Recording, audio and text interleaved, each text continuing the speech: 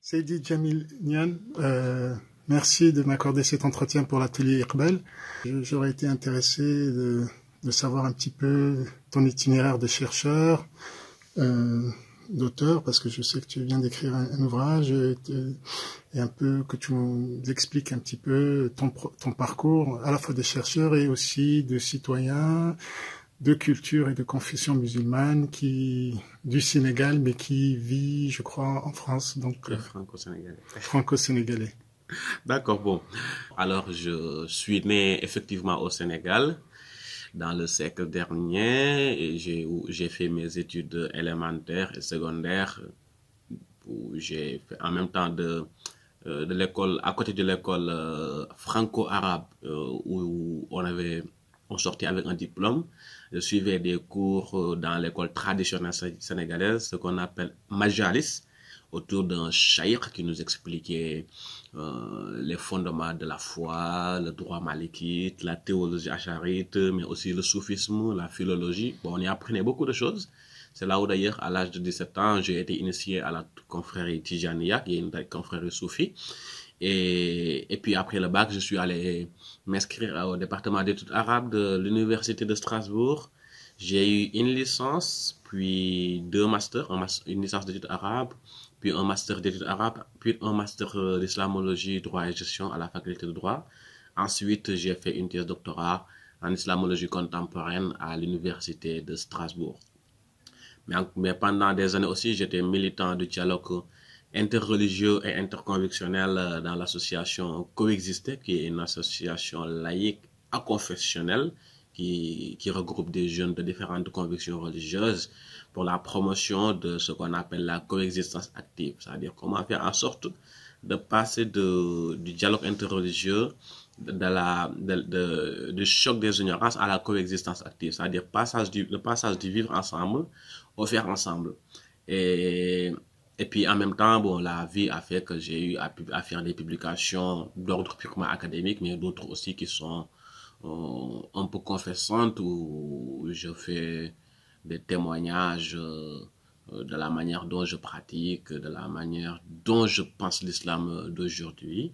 C'est dans ce cadre que j'ai publié en 2017 un livre intitulé « Moi, musulman, je n'ai pas à me justifier » avec le sous-titre « Manifeste pour un islam retrouvé ». Maintenant, pourquoi un islam retrouvé? Parce que j'ai eu à un moment donné l'impression que ce qui devait être le point central de la religion, c'est-à-dire lier l'homme à l'homme, mais aussi lier l'homme à un principe suprême, mais lier aussi l'homme à la nature, était en train d'être perdu dans le monde, en tout cas ce qu'on appelle le monde islamique, de manière entre guillemets le monde islamique, et que les discours très littéralistes, juridisants, étaient en train de prendre le dessus sur des perceptions humanistes du fait religieux et sur des démarches, sur la spiritualité. En tout cas, la spiritualité perdait de plus en plus de terrain. C'est pour ça que on peut parler de cet islam que je pratiquais, qui m'a été transmis et par mes pères, mais aussi par mes références. Parce que j'ai dit que je me réclame autant du Coran que de Baudelaire, des prophètes, d'Ibn Arabi, que de Frantz Fanon et des Messagers. C'est-à-dire partout où il y a des aspirations à la réhabilitation de l'homme, je vais la chercher. D'accord. Et comment, disons, si tu devais poser un regard sur la religion en islam, tel quel est l'enjeu à la fois au niveau global, international, mais aussi au niveau africain, disons, qu'est-ce que tu trouves frappant ou qui pourrait caractériser, disons, l'enjeu des questions qui affleurent autour de l'islam contemporain tel que tu le perçois? D'accord. En Europe, en Afrique ou de manière générale? Tu es à la fois, justement, tu peux parler des différentes réalités. Parce que justement, ce sont deux contextes qui sont très différents. Par exemple, en Europe, moi, j'ai été choqué de voir que, par exemple, pendant le Ramadan, à l'apparition du mois du Ramadan ou pour la fin du Ramadan, il y a toujours deux blocs qui s'affrontaient. Ceux qui sont adeptes de la vision oculaire du croissant lunaire, et d'autres qui vont dire, bon, on va s'adapter à l'avancée de la science et aux nouvelles technologies et se baser sur les calculs astronomiques. Moi, ce débat, à un moment donné, m'a choqué parce que je me suis dit qu'on est au 19e siècle et que les discours juridisants qui réduisent l'islam à c'est ça ou ce n'est pas ça et qui ne laissent aucune place à une pensée bien critique, mais aussi à une pensée qui essaye de mieux réfléchir sur l'altérité, sur l'apport qu'on peut avoir à l'autre, mais aussi l'apport qu'on peut avoir à la modernité intellectuelle, même s'il faut on peut toujours avoir un regard critique sur cette modernité elle-même. Mais en tout cas, j'ai vu qu'il y a quelque chose qui ne va pas, malgré qu'il y ait des discours à l'intérieur même de la tradition qui essayent d'avoir un regard critique sans tomber dans l'hypercritique destructrice, excusez-moi. Du coup, il y a un peu ça. En Afrique, c'est un peu plus compliqué parce qu'en Afrique, peut-être pour le Sénégal que je connais un peu plus, avec la présence très importante des confréries soufis, c'est-à-dire que les confréries ont un peu le monopole, je caricature parce que c'est plus compliqué que ça, mais on peut dire qu'ils ont un peu le monopole de la transmission du discours religieux, même s'il y a à côté de ça des discours réformistes venant de gens qui ne sont pas membres des confréries. Maintenant, le problème, c'est qu'il n'y a pas beaucoup d'autocritique de l'intérieur des confréries soufis, même qui disent qui peuvent remettre en cause certaines choses, peut-être qui ne collent pas aujourd'hui avec le 21e siècle. Parce que quand, par exemple, quelqu'un passe son temps à chanter les miracles de tel marabout qui se serait envolé dans les airs ou qui aurait, je ne sais pas, fait quoi d'autre, alors qu'aujourd'hui, nous sommes devant des enjeux, je pense, beaucoup plus importants. C'est préoccupant. Mais quand même, il y a des gens qui, à l'intérieur même de ces confrères soufis, essayent d'avoir un regard critique, qui essaient de réfléchir sur l'écologie, sur la biodiversité, sur plein de choses, en faisant appel bien sûr à la sagesse soufie, mais dans une approche et une dynamique déconfrérisante, c'est-à-dire qui essaie de dire, à partir de ça, qu'est-ce qu'on peut faire ensemble avec tout le monde par-delà nos convictions religieuses. Et justement, par rapport à l'enjeu que représente l'islam dans un pays comme la France, puisque toi, tu es quand même, disons, un érudit d'un point de vue qui a, disons, été instruit par une approche à la fois traditionnelle, mais aussi par la biais de la formation en sciences sociales. Comment caractériserais-tu ce qui se joue autour de la question de la religion musulmane en France, et quel regard critique tu portes sur ces discours, sur ce rapport aux citoyens de confession ou de culture musulmane, et qu'est-ce que, selon ton expérience africaine, tu pourrais apporter ou pour disons, apporter, quelle contribution pourrais-tu apporter à ces enjeux? Bon, je ne suis qu'un jeune homme qui essaie de réfléchir. Moi, ce qui me frappe un peu en France, c'est que c'est encore caricature, c'est encore la caricature ce que je veux dire, mais on a souvent face à deux blocs. C'est-à-dire que des gens qui sont dans l'apologétique traditionnaliste un peu compliquée, et qui vont refuser toute lecture critique de cette tradition. Et en même temps, on a des hypercritiques qui vont s'inscrire dans une logique de balayage, de déconstruction sans reconstruction. Parce que déconstruire, pourquoi pas, mais une fois qu'on a déconstruit, il faut qu'on reconstruise quelque chose. Et en dehors de ça, il y a peu de voix, en fait, qui essayent d'avoir un regard critique venant de l'intérieur même. Et là, je pense par exemple à tout ce débat sur l'imam féminin qui aujourd'hui défraie la chronique. On a des gens qui vont quand même faire des fatwas pour dire est-ce que telle personne peut diriger une prière parce que c'est un homme ou bien parce que c'est une femme et tout ça. Alors que déjà à l'époque de Tabari, ce sont de débats qui ont eu lieu, c'est-à-dire, en fait, j'ai l'impression qu'avec ces débats-là, on est revenu à une époque où tous ces débats existaient, mais sans la crispation d'aujourd'hui. C'est-à-dire, si tu lis, il suffit de lire par exemple Ibn Rushd, dans son Bidat Mujtahid, il va t'apporter tous les points de vue qui ont eu, dont la possibilité pour une femme de diriger la prière. C'est l'opinion que vont évoquer ces femmes qui veulent faire ça. Mais en même temps, on a d'autres voix d'autres opinions qui disent le contraire. Sauf que le débat n'est pas paisible.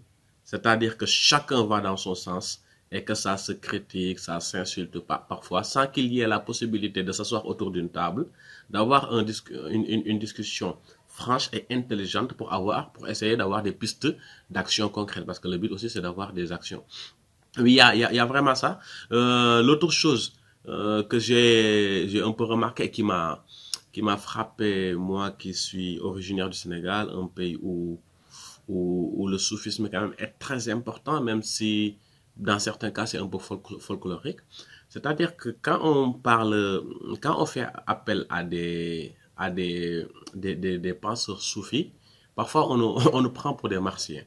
C'est-à-dire on te sort des bid'a, des choses comme ça, ou de l'intercession qui vont te dire est-ce que c'est bien, c'est pas bien. Alors comment je dis que c'est bien, c'est pas bien, qu'est-ce que ça va changer. Je pense que ce serait bien qu'on puisse avoir des espaces de réflexion, mais aussi de contradiction et de disputation où les idées s'affrontent, mais dans la bienveillance et dans l'amitié, pour qu'on puisse avoir en tout cas des modes d'action pour replacer en tout cas l'islam dans la production de la pensée. Parce qu'aujourd'hui, l'islam ne pense plus en France. Ça répète, ça répète, ça répète. Et ceux qui veulent penser sont dans la destruction alors qu'ils ne savent même pas qu'ils répètent, qu'ils sont dans une tradition peut-être hyper critique qui est contestable. Mais je pense que c'est vraiment important qu'on ait des espaces de réflexion, il n'y en a pas beaucoup en France, en Europe du moins, où on va faire dialoguer les approches et surtout d'essayer, ce qui m'intéresse le plus, d'avoir un regard critique de l'intérieur. Il ne s'agit pas de se déclarer, oui, je suis universitaire, je ne parle pas de ça. Ah oui, alors ce qui est plus choquant, c'est que ça ne concerne que l'islam. C'est-à-dire qu'on peut être universitaire catholique et assumer son appartenance au catholicisme, universitaire juif et assumer son appartenance au judaïsme, mais quand on est universitaire musulman et assumer son appartenance à l'islam, ça pose beaucoup de problèmes. Du coup, il y a vraiment beaucoup de choses à revoir. Et du côté de la communauté musulmane, à supposer que cette communauté existe, mais aussi à côté des systèmes où on produit des pensées, où on produit des thèses, où on produit de la réflexion. Dans une démarche de pensée, de reconstruction de la pensée en islam, dans l'islam contemporain, quels sont, disons, les auteurs d'Afrique, d'Orient ou d'Europe? Quels sont les travaux ou même les expériences associatives qui t'ont aidé, qui t'ont apporté une culture de la lucidité ou développé ce sens critique? Et voilà, quels sont-ils et est-ce que tu pourrais recommander, voilà, disons des auteurs, des livres qui comptent ou des démarches ou des expériences qui te semblent aller dans la direction que tu souhaites? Oui, alors oui, moi ce qui m'a beaucoup aidé, c'est que à côté de la production du savoir, même j'aime pas trop ce mot parce que quand on dit on produit du savoir, c'est comme si on est plus intelligent que les autres alors que c'est pas ça. Mais en tout cas, dans nos recherches purement académiques où on sait ce que nous sommes en train de faire, on était aussi des militants engagés. Quand je me suis engagé à Coexister, quand même qui regroupe aujourd'hui plus de 2000 personnes en France et quelques autres en dehors de la France, il y a quelque chose, en fait, mon engagement avec des gens qui n'étaient pas de la même conviction que moi ont eu une influence du regard que je portais sur la théologie musulmane elle-même. Je m'explique. Il y a un terme que je n'utilise plus aujourd'hui. Ce n'est pas pour des raisons théologiques ou philologiques. C'est le terme mécréant. Par exemple, je n'utilise plus ce terme depuis un moment. Je peux dire dénégateur, quelqu'un qui est d'une autre confession, mais je ne dis pas, c'est un terme que je n'utilise plus parce que quand je l'utilisais autrefois, c'était dans dans une démarche de suprématiste pour critiquer, pour insulter, pour dire qu'ils sont mauvais. Non. Sauf qu'à un moment donné, j'ai eu des amis qui ne sont pas de la même confession que moi et avec lesquels j'ai fait énormément de choses pour sauver des vies. On a fait des dons de sang, on a organisé des choses ensemble pour créer du lien. Et puis, je repars dans ma vue d'autrefois en lisant les livres et je tombe sur le terme crayon, je gomme. Ce n'est même pas pour des raisons philologiques parce qu'on peut aussi réfléchir sur le sens linguistique même du terme kafir. Ça, c'est un autre débat. Donc, mais ce n'est même pas pour ces raisons que j'ai arrêté de l'utiliser. Du coup, l'engagement, c'est très important parfois et ça peut nous permettre de revoir nos modes de pensée. Ça nous fait sortir de nos zones de confort et cette confrontation avec l'altérité, avec l'autre, avec la manière dont l'autre pense est salutaire. Un exemple que je peux donner, une fois un ami, mais ça c'est une question qui revenait souvent à coexister.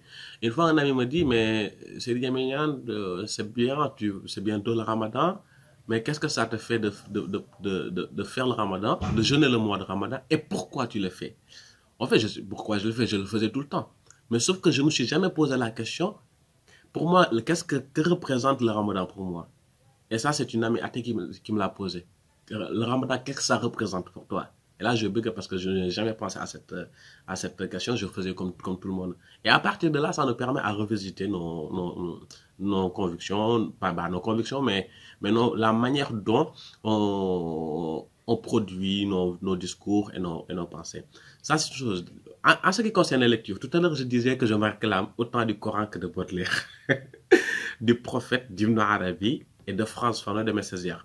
Ce qui pas qui me caractérise, mais c'est que la chance que j'ai eue, c'est que à côté du religieux, j'ai eu à naviguer un peu dans la littérature africaine. Beaucoup, beaucoup, beaucoup. Et j'ai eu à lire les penseurs de la négritude. Aimé Césaire, Frantz Fanon, Léopold Sédar Senghor, Damas. Et là, en fait, j'ai compris que c'est à travers la négritude, en fait, que j'ai eu à revisiter la manière dont, à côté de mes engagements à coexister, mais la manière dont je lisais les textes scripturaires. Parce qu'ils vont t'expliquer, en fait, la négritude, c'est quoi? C'est un combat universel où on va faire appel à une expérience donnée, c'est-à-dire la vécu des Noirs qui ont eu à subir des oppressions et tout ça. Mais une fois qu'on a dit ça, il faut qu'on ait un combat universel. C'est pour ça que M. Césaire disait que la négritude, c'est un sursaut de dignité, c'est un oui à l'égalité et un non à l'oppression. Du coup, il y a tout ça, il y a vraiment des textes profanes, subversifs qui n'ont strictement rien à voir avec le religieux, qui m'ont permis de revoir le religieux. Mais d'un point de vue religieux, bon, on a lu, il y a Iqbal, il faut lire, bien sûr, les Eva de Vitrail, il faut lire Louis Massignon, je pense que c'est très important. Les gens ne le lisent pas, mais je pense qu'il faut lire Louis Massignon et s'intéresser à la raison pour laquelle il a fait ses études. Malheureusement, aujourd'hui, il y a plus de Louis Massignon aujourd'hui. Mais des gens comme ça, ils sont importants pour produire une pensée critique, intelligente et intelligible aujourd'hui. Mais ils sont nombreux. À côté du Sénégal, Cheikh Ahmadou Bamba, son œuvre m'a frappé. El Hadji Malick Sy, sur qui j'ai beaucoup travaillé. Au Nigeria, j'ai eu à lire